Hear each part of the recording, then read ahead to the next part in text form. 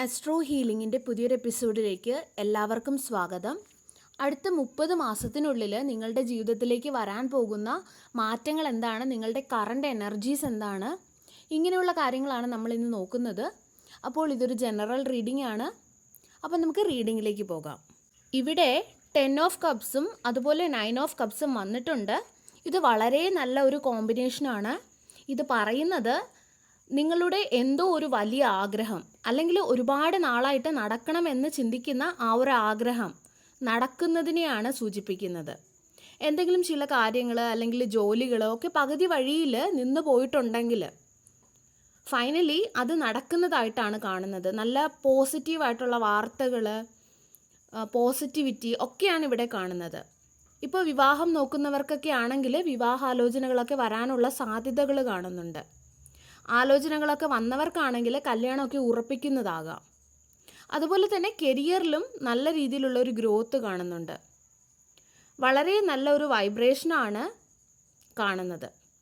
പക്ഷേ നിങ്ങൾ എന്താണോ ആഗ്രഹിക്കുന്നത് അതിനെ ഡിപ്പെൻഡ് ചെയ്തിരിക്കും ഏത് രീതിയിലായിരിക്കും അത് വരുന്നതെന്ന്.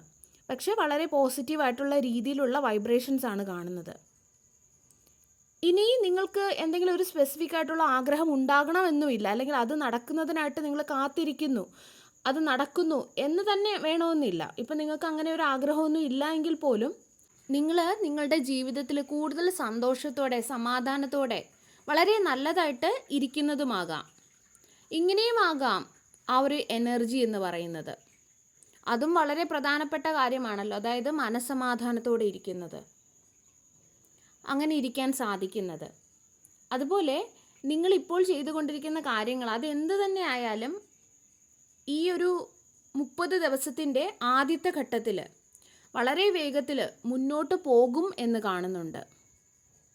അതുപോലെ യാത്രകൾ ഇവിടെ കാണുന്നുണ്ട്. അങ്ങനെ ഒരു യോഗം കാണുന്നുണ്ട്. ചിലപ്പോൾ നിങ്ങൾ എവിടെയെങ്കിലുമൊക്കെ പോകാനായിട്ട് ഇരിക്കുന്നുണ്ടാകാം. നിങ്ങൾക്ക് അങ്ങനെ കറങ്ങാനൊക്കെ പോകാൻ തോന്നുന്നുണ്ടാകാം.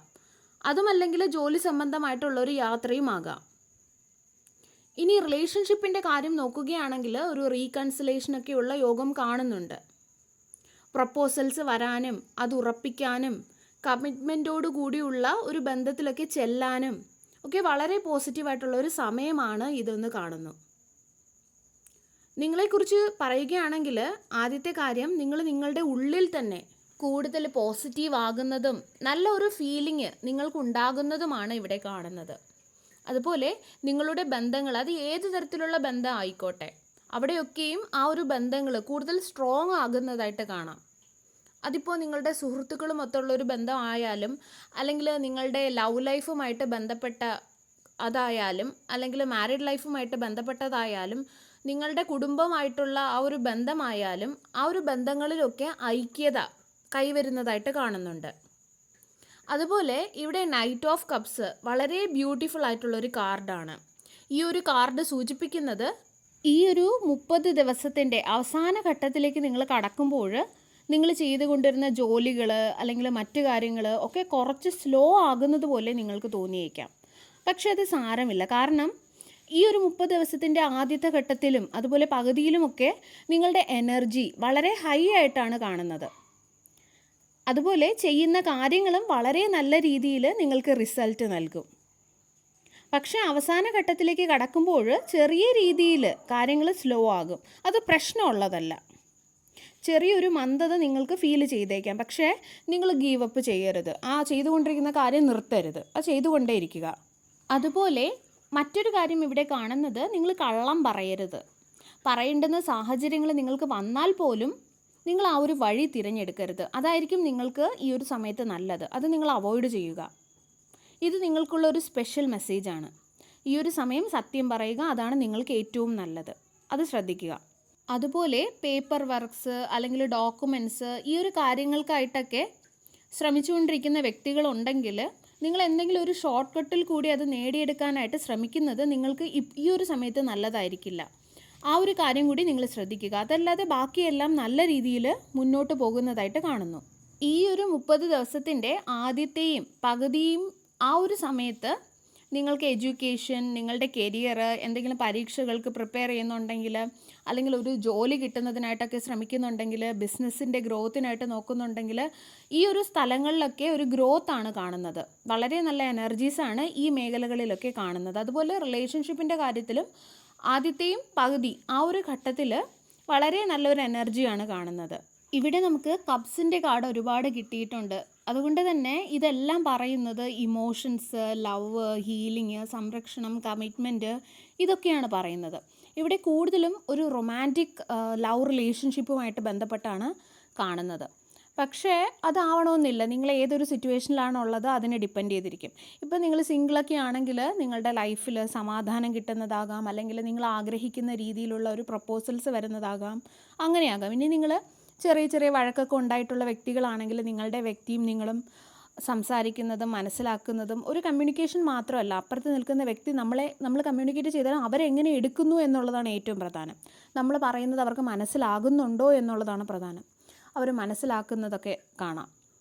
അപ്പോൾ നിങ്ങൾ ഇപ്പോൾ 2 വർഷം അല്ലെങ്കിൽ 1 വർഷമായിട്ടൊക്കെ നിങ്ങൾ ഒരു കോണ്ടാക്റ്റ് ഇല്ലാതിരുന്ന ഒരു വ്യക്തി, അങ്ങനെയൊക്കെ ഒരു സിറ്റുവേഷൻ ആണെങ്കിലും ഈ ഒരു വ്യക്തി നിങ്ങളോട് ഏതെങ്കിലും രീതിയിലൊക്കെ കോണ്ടാക്റ്റ് ചെയ്യാൻ ശ്രമിക്കുന്നതും അല്ലെങ്കിൽ നിങ്ങൾ കോണ്ടാക്റ്റ് ചെയ്യാൻ ശ്രമിക്കുന്നതും ഒക്കെ കാണാം. ഇനി നിങ്ങൾ അവരെ കോണ്ടാക്റ്റ് ചെയ്യാനൊക്കെ ശ്രമിക്കുന്നുണ്ട്, അല്ലെങ്കിൽ അതിനായിട്ട് നിങ്ങൾ കാത്തിരിക്കുന്നുണ്ടെങ്കിൽ ഈ ഒരു ടൈം വളരെ ബെസ്റ്റായിട്ടുള്ള ഒരു സമയമാണ്. നിങ്ങൾക്ക് സംസാരിക്കാനും അവർ നിങ്ങളെ മനസ്സിലാക്കാനും, നിങ്ങൾ എന്താണോ മനസ്സിൽ വിചാരിച്ച അതേ രീതിയിൽ അവർ നിങ്ങളെ മനസ്സിലാക്കാനും ഒക്കെ ഉള്ള ഒരു സമയമാണ്. അതായത് തെറ്റിദ്ധരിക്കപ്പെടാത്ത രീതിയിൽ മനസ്സിലാക്കാനുള്ളൊരു സമയം കൂടെയാണ്. കാരണം ഈ ഒരു റീഡിങ്ങിൽ ഒരുപാടായിട്ട് ലവ് എനർജീസ്, പോസിറ്റീവായിട്ടുള്ള ലവ് എനർജീസ്, ലവ് ലൈഫുമായിട്ട് ബന്ധപ്പെട്ട റൊമാൻറ്റിക് റിലേഷൻഷിപ്പുമായിട്ട് ബന്ധപ്പെട്ടുള്ള ഒരുപാട് പോസിറ്റീവായിട്ടുള്ള എനർജീസാണ് ഇവിടെ ലഭിക്കുന്നത്. അതുകൊണ്ടാണ് മുന്നോട്ട് ചെന്ന് കാര്യങ്ങൾ പറയാനും സംസാരിക്കാനും ഒക്കെ വളരെ നല്ല സമയമാണ് ഇതെന്ന് ഞാൻ പറഞ്ഞത്. അതുപോലെ ഈ ഒരു കപ്സിൻ്റെയും ലവിൻ്റെയും എനർജി എപ്പോഴും ഒരു ലവ് ലൈഫുമായിട്ട് അല്ലെങ്കിൽ ആ ഒരു ഇത് മാത്രം ആവണമെന്നില്ല. നമ്മുടെ മനസ്സിൻ്റെ സന്തോഷത്തെയും ഇത് കാണിക്കാം. നമ്മൾ സാറ്റിസ്ഫൈഡ് ആകുന്നതും നമ്മൾ സമാധാനത്തോടെ ഇരിക്കുന്നതും, അതായത് മനസ്സിൻ്റെ ഒരു സന്തോഷം, സമാധാനം, ഇതുമാകാം. വളരെ ലൈറ്റായിട്ടുള്ള എനർജിയാണ്, വളരെ ഹാപ്പി ആയിട്ടുള്ള ഒരു എനർജിയാണ്, വളരെ പോസിറ്റീവായിട്ടുള്ള, വളരെ ബ്യൂട്ടിഫുൾ ആയിട്ടുള്ള എനർജിയാണ്. അതായത് ചെറിയ കുഞ്ഞുങ്ങളെപ്പോലെ നിഷ്കളങ്കമായിട്ടുള്ള ആ ഒരു സ്നേഹം, നിഷ്കളങ്കമായിട്ടുള്ള ആ ഒരു സന്തോഷം, ആ രീതിയിലുള്ള ഒരു സന്തോഷത്തെയും സ്നേഹത്തെയും ഒക്കെയാണ് കാണിക്കുന്നത്. അതായത് നിങ്ങൾക്ക് എത്ര വയസ്സുണ്ടെങ്കിലും, അത് 40 ആയിക്കോട്ടെ, 50 ആയിക്കോട്ടെ, അതിൽ കുറവായിക്കോട്ടെ, കൂടുതലായിക്കോട്ടെ, എത്രയായാലും ഇത് വളരെ സന്തോഷത്തെയാണ് കാണിക്കുന്നത്. വളരെ കുഞ്ഞുങ്ങളെപ്പോലെയുള്ളൊരു സമാധാനം, സന്തോഷം, ആ ഒരു വൈബ്രേഷൻ. ലവ് ലൈഫും ആവണമെന്നും ഇല്ല, ലവ് ലൈഫുമായിട്ട് ബന്ധപ്പെട്ടതും ആകണമെന്നില്ല. ഇത് വളരെ സമാധാനത്തോടെയുള്ള, എന്താ പറയുക, മനസ്സിന് ഭയങ്കര സന്തോഷം, സമാധാനം, അതാണല്ലോ നമുക്ക് എല്ലാവർക്കും വേണ്ടത്. ആ ഒരു രീതിയിലുള്ള വളരെ പോസിറ്റീവായിട്ടുള്ള എനർജി, ആ ഒരു രീതിയിലുള്ള സമയത്തെയാണ് ഈ ഒരു റീഡിങ് സൂചിപ്പിക്കുന്നത്. നമുക്കിതിനെ ഹാപ്പി ആയിട്ടുള്ളൊരു സമയം എന്ന് പറയാം, അല്ലേ?